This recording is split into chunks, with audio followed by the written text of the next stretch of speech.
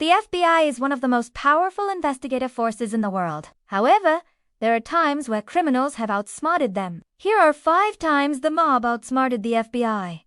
No. 5. The De Cavalcante crime family. For years, the FBI believed that the aging mafia family that wasn't really much of a threat anymore. They were wrong.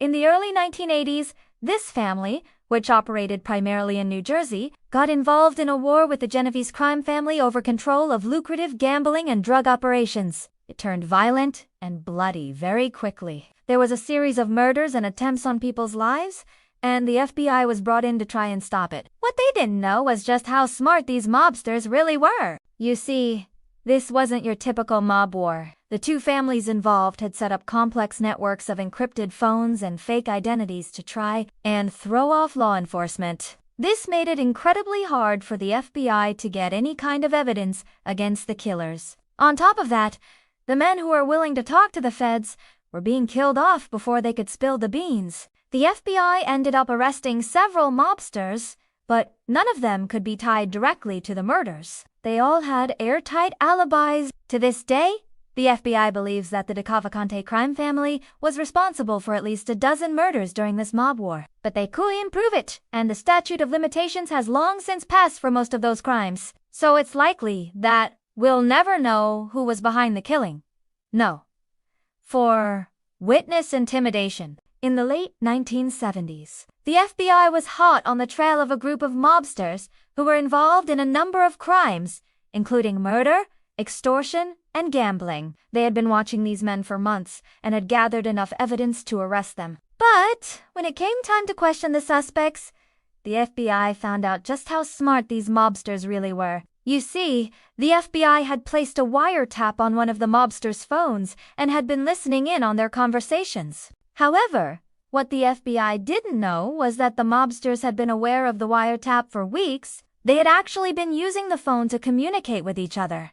And they had even come up with a code to throw off the FBI. Once the FBI arrested the mobsters, they began to listen to the tapes. They soon realized that they had been completely fooled. The mobsters had been using the phone to plan crimes, and they had even discussed the FBI. They had used the wiretap to their advantage, planning crimes around the fact that the FBI was listening in. The FBI was completely caught off guard, and they had no idea that they had been outwitted. Number 3. The Lufthansa heist.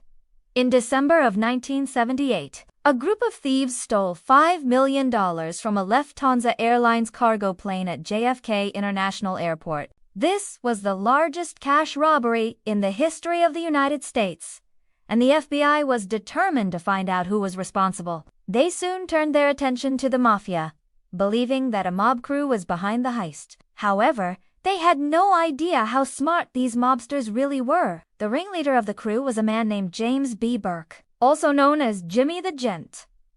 Burke was a member of the Lucchese crime family, and he had planned the heist meticulously. He had recruited a crew of trusted associates, and they had spent weeks casing the airport in the Lufthansa cargo plane. They knew the layout of the airport like the back of their hands, and they had developed a foolproof plan. On the day of the heist, Burke and his crew arrived at the airport dressed as construction workers. They had stolen uniforms, and they were carrying tools that they said they needed for a job at the airport.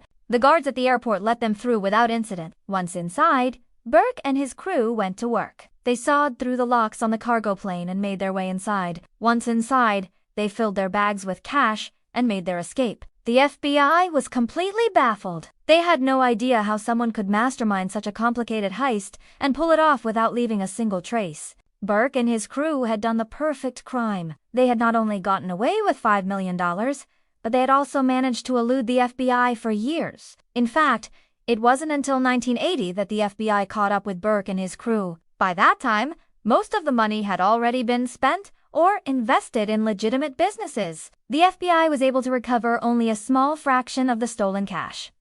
No. 2. The Buffalo crime family. In the early 1960s, the FBI began investigating a group of mobsters in Buffalo, New York, believing that they were involved in a number of crimes, including gambling and extortion. However, the FBI did not realize how clever these mobsters really were. You see, the mobsters had been aware of the FBI's investigation for some time, and they had taken steps to protect themselves. They had set up a complex network of false identities and had been using code names to communicate with each other. They had also bribed several police officers and politicians to look the other way. When the FBI began to close in, the mobsters fled to Las Vegas, where they continued their criminal activities. For years, the FBI was unable to catch up with them. They had no idea that the mobsters had been living in Las Vegas under false identities. Eventually, though, the FBI did catch up with the mobsters and they were arrested. However, by that time, they had managed to escape prosecution. They had used their ill-gotten gains to bribe officials and had set up a number of legal businesses that allowed them to launder their money. The FBI was once again outwitted. No. 1. The Anastasia murder. In 1957, a member of the Italian-American Mafia Commission, Charles Anastasia, was shot and killed in a Manhattan barbershop. The murder was ordered by another mobster, Albert Anastasia, who was the boss of the Anastasia crime family. The problem was that the FBI had no idea who ordered the hit. They had been watching Albert Anastasia for months and had gathered enough evidence to arrest him. But there was one piece of the puzzle that was missing. They had no evidence that he had ordered the hit. They needed a confession or an eyewitness to put him away. What they didn't know was that Albert Anastasia had already confessed to the murder. He had done so in a letter that he had written to his lawyer, but the FBI had not yet uncovered the letter. They arrested Albert Anastasia anyway, but they had no evidence to charge him with murder. They needed that confession or eyewitness testimony, and so they let him go. A few days later, however, the FBI did find the letter. It contained Albert Anastasia's confession to the murder. However, by that time, he had already fled the country. The FBI was once again outwitted. They had failed to catch the killer. Thanks for watching! If you enjoyed this video, make sure to leave us a like and check out our other videos. We've got plenty of content that we think you'll enjoy. Thanks again for watching, and we'll see you in the next one.